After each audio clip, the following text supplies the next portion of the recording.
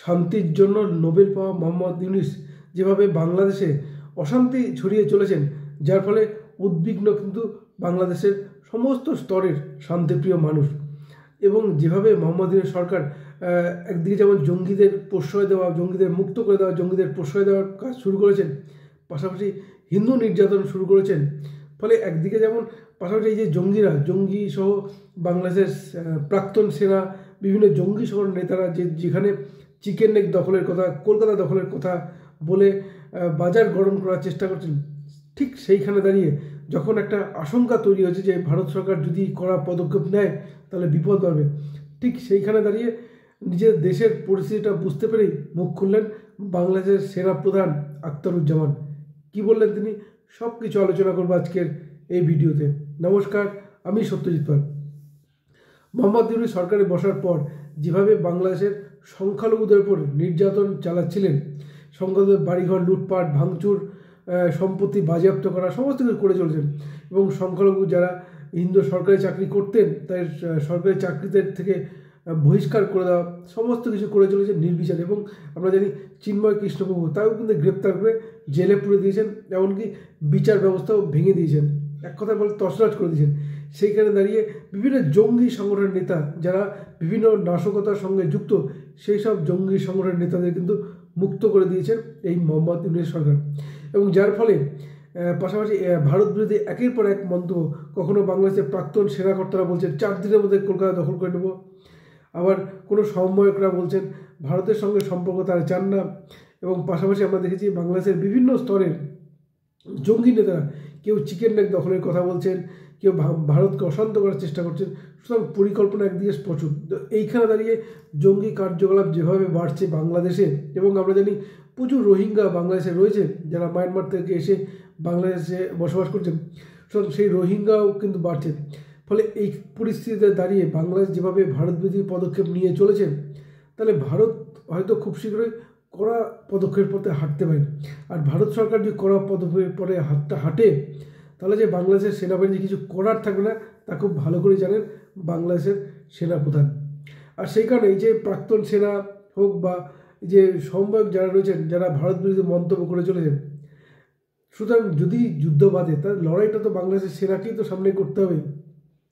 তো সেইখানে দাঁড়িয়ে নিজেদের এক কথা বলে নিজেদের অস্তিত্ব, ক্ষমতা সমস্ত কিছু বুঝতে পেরেই এবার মুখ খুললেন বাংলাদেশের সেনাপ্রধান আখতারুজ্জামান। তিনি স্পষ্টই বলেছেন যে ভারত বাংলাদেশের প্রতিবেশী রাষ্ট্র এবং ভারতের সঙ্গে সুসম্পর্ক বজায় রেখে চলা উচিত, এমনই কিন্তু মন্তব্য করেছেন। পাশাপাশি তিনি এও বলেছেন যে বাংলাদেশে কোনো নির্বাচিত সরকার ছাড়া দেশের শান্তি দিতে পারে না।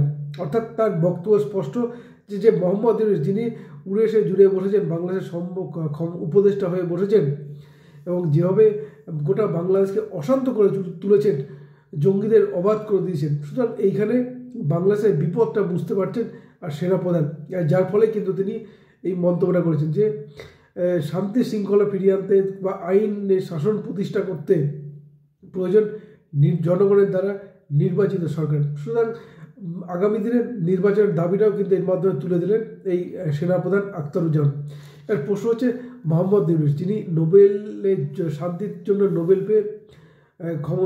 নোবেল পেয়েছিলেন, তিনি ক্ষমতায় বসার পর অশান্তি করছে কেন? তার প্রধান কারণ তিনি জঙ্গিদের সঙ্গে তার অবাধ যোগাযোগ বহুদিন থেকেই ছিল, হয়তো জঙ্গিদের ফান্ডিং করতেন, সুতরাং জঙ্গিদের সঙ্গে দিয়ে তিনি চলতে পছন্দ করেন। আর বাংলাদেশের ইতিহাস যদি দেখি আমরা, বাংলাদেশের দীর্ঘদিন ক্ষমতায় ছিল বিএনপি, দীর্ঘদিন ক্ষমতায় ছিল আওয়ামী লীগ, সুতরাং জামাত কিন্তু বাংলাদেশের ক্ষমতায় কখনোই এককভাবে আসতে পারেনি। কখনো বিএনপির সঙ্গে জোট বেঁধে তারা লড়াই করেছে, কিন্তু জামাতে কিন্তু সেই সাংগঠনিক ক্ষমতা নেই। পাশাপাশি শেখ হাসিনা ক্ষমতায় থাকার সময় কিন্তু জামাতকে নিষিদ্ধ করেছিল, ফলে জামাতের সংগঠন ভেঙেছে। কিন্তু এইখানে দাঁড়িয়ে এই মোহাম্মদ ইউনূস জামাতের সমর্থনটা নিয়েই কিন্তু ক্ষমতায় এসেছেন এবং তিনি চাইছেন যে জামাত যেন তার সাংগঠনিক ভিতটা মজবুত করুক। পাশাপাশি তিনি এও চান যে সমন্বয়করা যারা ছাত্র আন্দোলন যারা করেছেন তারাও নিজেদের রাজনৈতিক দল তৈরি করে সংগঠন বৃদ্ধি করুক, এবং বৃদ্ধি করে তারা যখন নির্বাচনে জয়লাভের মতো পরিস্থিতি আসবে তখনই তার নির্বাচনটা করে জিতে ক্ষমতায় আসবেন এই মোহাম্মদ ইউনূস। সুতরাং তিনি কোনো মতেই চান না বাংলাদেশের নির্বাচন। আর সেই কারণেই এই যে কয়েকদিন আগে মোহাম্মদ ইউনূস বলেছেন যে তিনি 25-এর শেষে বা 26-এর প্রথমে ভোট করতে চান, এবং তার প্রেস সচিব তিনি কিন্তু বলেছেন না 26-এর মাঝামাঝি অবস্থায়। সুতরাং এইখানে দাঁড়িয়ে মোহাম্মদ ইউনূসের পরিকল্পনা স্পষ্ট, তিনি কোনো মতেই ক্ষমতা ছাড়তে চান না।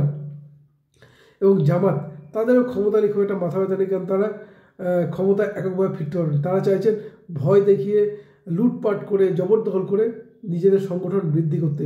এবং তারাও কখনো চান না, মোহাম্মদ ইউনূসও কখনো চান না বিএনপি ক্ষমতায় আসুক, কখনোই চান না আওয়ামী লীগ ক্ষমতায় আসুক। ফলে তার পরিকল্পনা স্পষ্ট। সুতরাং এইখানে দাঁড়িয়ে যে বাংলাদেশ এই মোহাম্মদ ইউনূস তার তৈরি নির্বাচিত বা তার ছাত্র আন্দোলন নেতারা দল তৈরি করে যে ক্ষমতায় আসে, বাংলাদেশে আইনের শাসন বলে যে কিছু থাকবে না, তা কিন্তু বুঝতে পেরেছেন এই সেনাপ্রধান। আর যার ফলে এই সরকারের একের পর এক পদক্ষেপ, ভারত বিরোধী মন্তব্য, সেইখানে দাঁড়িয়ে বলা যেতে পারে কিছুটা রুখে দাঁড়ালেন সেনাপ্রধান আখতারুজ্জামান। এবং তিনি একদম স্পষ্ট করে দিয়েছেন যে ভারতের সঙ্গে সুসম্পর্ক বজায় রাখা চলা উচিত। এখন দেখা যাক এই আখতারুজ্জামান তিনি যে কথাটি বললেন, তিনি কি অপেক্ষা করছেন। সুতরাং আগামী দিনে বলা যেতে পারে সেনা কিন্তু কোনো কঠোর পদক্ষেপের পথে হাঁটতে পারে আগামী দিনে। কারণ তিনি স্পষ্ট করেছেন যে জনগণের দ্বারা নির্বাচিত সরকার ছাড়া গণতন্ত্র প্রতিষ্ঠিত হতে পারে না, আইনের শাসন প্রতিষ্ঠিত হতে পারে না। সুতরাং তার বক্তব্য স্পষ্ট যে বাংলাদেশে জনগণের দ্বারা নির্বাচিত সরকার প্রতিষ্ঠিত হোক। এখন দেখা যাক এই সেনাপ্রধান যে বক্তব্যটা দিয়েছেন, আগামী দিনে সেনাপ্রধান কোন পথে হাঁটেন, সেদিকে আমাদের নজর থাকবে। নজর রাখুন আপনারাও। ধন্যবাদ, ভালো থাকবেন সবাই।